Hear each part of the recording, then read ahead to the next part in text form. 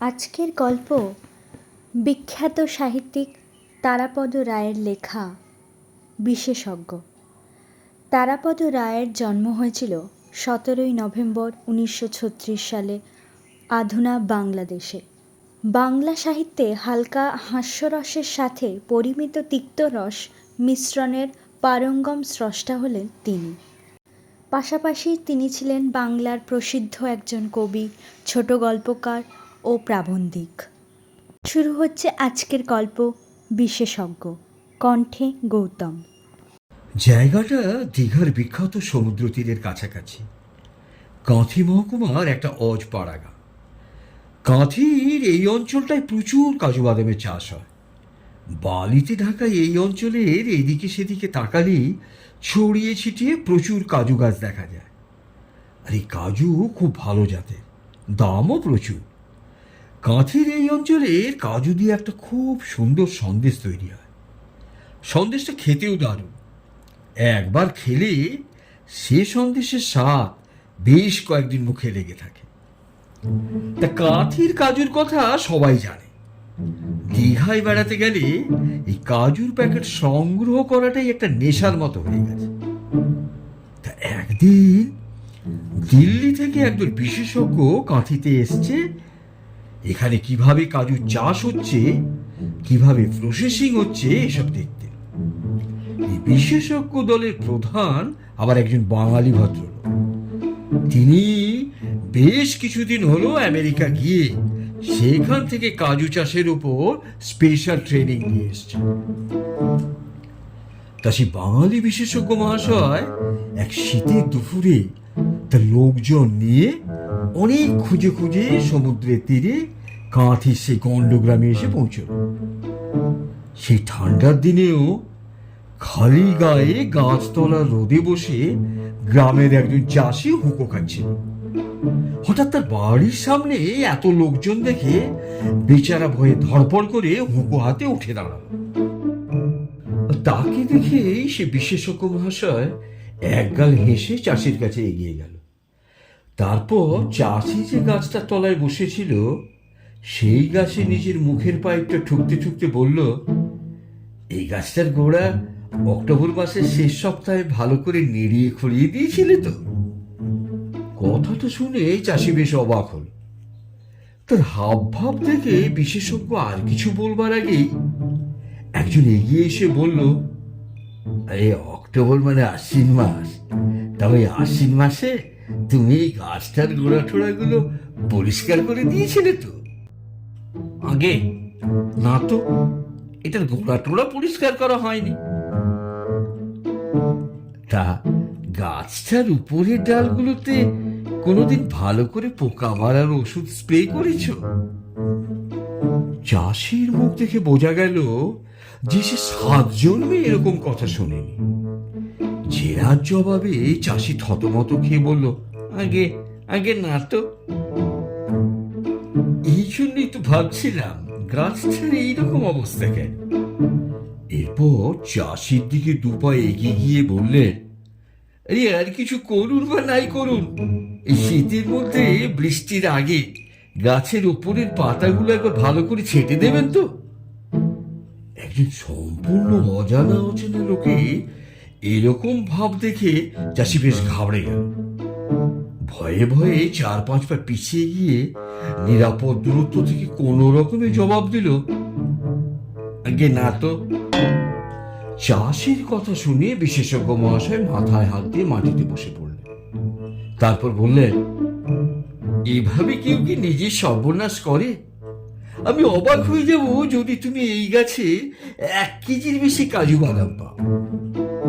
বিশেষজ্ঞের কথা শুনে চাষি তার হাতের হুঁকোতে 2-3 বার জোরে জোরে টান দিল। টান দিলে কি হবে, আগুন তো ততক্ষণে নিভে গেছে, ধোঁয়া আর বেরোলো না। চাষি বলল, আমিও খুব অবাক হব। চাষির এই কথা শুনে বিশেষজ্ঞ মহাশয়ের মুখ থেকে আর কোনো কথা বেরোল না। তখন এক পারিষদ চাষির দিকে ঘুরে জিজ্ঞাসা করলো, আচ্ছা তুমি অবাক হবে কেন? চাষি এতক্ষণে বেশ ধাতস্থ হয়েছে। সে বেশ ধীরে ধীরে কোমর থেকে দেশলাইটা বার করে হুঁকোটা ধরিয়ে এক মুখ ধুঁ ছেড়ে বলল, অবাক হব না বাবু? তা বাবু, এটা তো হলো শেওড়া গাছ, আর এই শেওড়া গাছে 1 কেজি কেন, একটা কাজু বাদামও যদি হয় তাহলে তো নিশ্চয়ই অবাক হব। গল্পটা কিন্তু বানানো, কোনো জীবিত ব্যক্তি বা প্রকৃত ঘটনার সাথে এর কোনো যোগাযোগ নেই। কোনো কারণে যদি কোথাও কোনো ঘটনা মিলে যায় তাহলে সেটা কিন্তু একেবারে কাকতালীয়। তবে বিশেষজ্ঞ সম্পর্কে সেই সাঁতারের শিক্ষকের গল্পটা বেশ মজার। গল্পটা বাংলা ভাষায় দারুণ লিখেছেন শিবরাম চক্রবর্তী। আসল ইংরেজি লেখাটা বোধ হয় পিজিও নাউসের। শিবরাম চক্রবর্তীর কলমে গল্পটা কিন্তু বেশ বড়। আসল ঘটনা ছিল এক বিখ্যাত সাঁতারের স্কুলের ততোধিক বিখ্যাত সাঁতারের শিক্ষককে নিয়ে। সাঁতারের শিক্ষক সাঁতারুদের হাত পা ঘুরিয়ে নানা রকম নির্দেশ দেয়, কখনো ঘাড় বেঁকিয়ে, কখনো বা মুখ তুলে, এরকম নানা রকম অঙ্গভঙ্গি করে আর কি। তবে তার সেই নির্দেশ অনুসরণ করে কতজন যে দক্ষ সাঁতারু হলো আর কতজন যে আনাড়ি রয়ে গেল, সেই হিসাব কিন্তু কারো কাছেই ছিল না।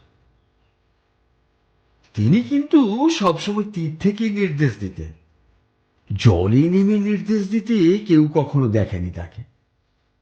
তাই একদিন হঠাৎ কি করে হাত পা নাড়তে নাড়তে পাড় থেকে জলে পড়ে গেল। তারপর সে কি নাকানি চুবানি, জলে ডুবে মরেন আর কি। সেদিনই প্রথম সবাই জানতে পারল যে তিনি সাঁতার একদমই জানেন না। জীবনে কখনো জলে নেমেছেন কিনা সেটাই ছিল সন্দেহ। অবশ্য এতে অবাক হবার কিছু নেই। সাঁতার শেখাতে গেলে যে সাঁতার জানতেই হবে এমন কথা কিন্তু কোথাও লেখা নেই। আমি আমার নিজেরই একটা উদাহরণ দিতে পারি। আমি গানের গ জানি না। সুর সম্পর্কে আমার জ্ঞান আর গান গাইবার গলা দুটোই ভয়াবহ। একবার এক গানের অনুষ্ঠানে একটা বাদ্যযন্ত্রে একটা গানের সুর বাজানো হচ্ছিল। সুরটা শুনেই আমি বুঝতে পারলাম দ্বিজেন্দ্রলাল রায়ের জাতীয় সঙ্গীত ধনধান্যে পুষ্পে ভরা বাজছে। তাই জাতীয় সঙ্গীতের প্রতি যথারীতি সম্মান জানানোর জন্য আমি উঠে দাঁড়ালাম। আমি ছিলাম ওই সবার প্রধান অতিথি বা বিশেষ অতিথি, ঠিক এরকম একটা কিছু। আর পাশেই বসেছিলেন সভাপতি। তিনি আমাকে উঠে দাঁড়াতে দেখে বললেন, আরে উঠছেন কেন? আমি বললাম, দয়া করে আপনিও উঠে পড়ুন, দেখছেন না জাতীয় সঙ্গীত বাজছে। সভাপতি মহাশয় দু চোখ কপালে তুলে চমকে গিয়ে বললেন, কাম সেপ্টেম্বর আবার কবে থেকে জাতীয় সঙ্গীত হলো? আমি আর কিছু না বলে ধূপ করে চেয়ারে বসে পড়লাম।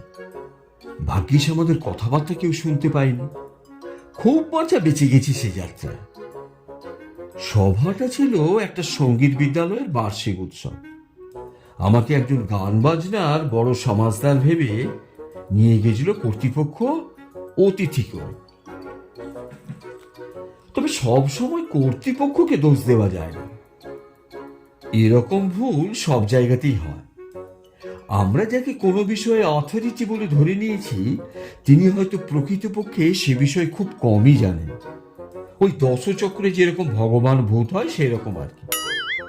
তেমনি মূর্খ পণ্ডিত বলে খ্যাতি পায়। যাকে এখন বিশেষজ্ঞের কথা হচ্ছিল সেই কথাটাই বলি।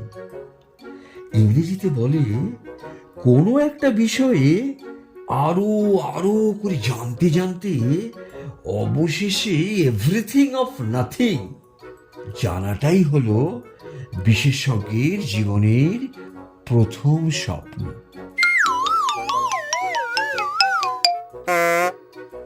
এই নাথিং কিন্তু ঠিক নাথিং নয়। যেমন ধরুন, একজনের বিষয় হলো মৌর্য যুগের সোনার মুদ্রায় যে সিংহটা রয়েছে তার ডান পায়ের মধ্যমার দৈর্ঘ্যটা মাপা। তা তিনি এই বিষয়ে প্রায় 10,000 পাতা লিখে ফেললেন।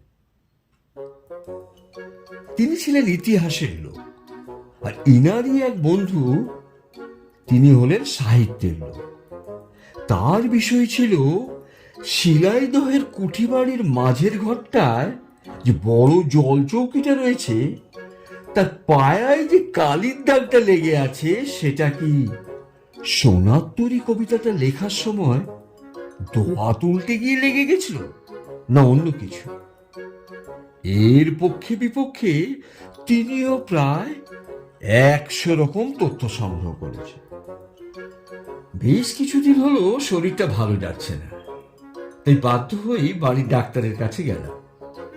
তিনি ছোটবেলা থেকেই পায়ের গোড়ালি থেকে মাথার তালু পর্যন্ত সব অঙ্গেরই চিকিৎসা করতেন।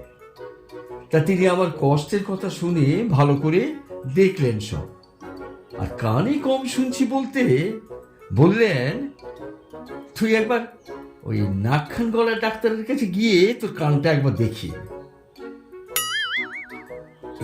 এর বেশ কয়েকদিন পর একটা মিনি বাস থেকে তাড়াতাড়ি নামতে গিয়ে একটা লোক আমার নাকে গুটিয়ে দিল। নাকটাও বেশ ফুলে গেল। বাধ্য হয়েই তাড়াতাড়ি আমি সেই নাক কান গলার ডাক্তারের কাছে গেলাম।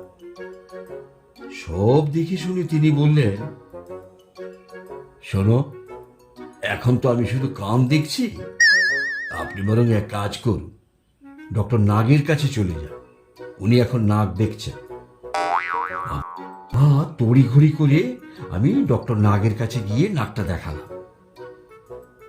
তারপর এই গত সপ্তাহতে বেশ ঠান্ডা লেগে গেল, ভীষণ মাথা ধরা, নাক দিয়ে জল পড়ছে, আর ডান নাকটা সম্পূর্ণ বন্ধ।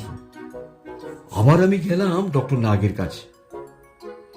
সব দেখে শুনে তিনি বললেন, ডান নাক তো আমার দ্বারা হবে না, আমি তো এখন শুধু বাঁ নাকটাই দেখছি।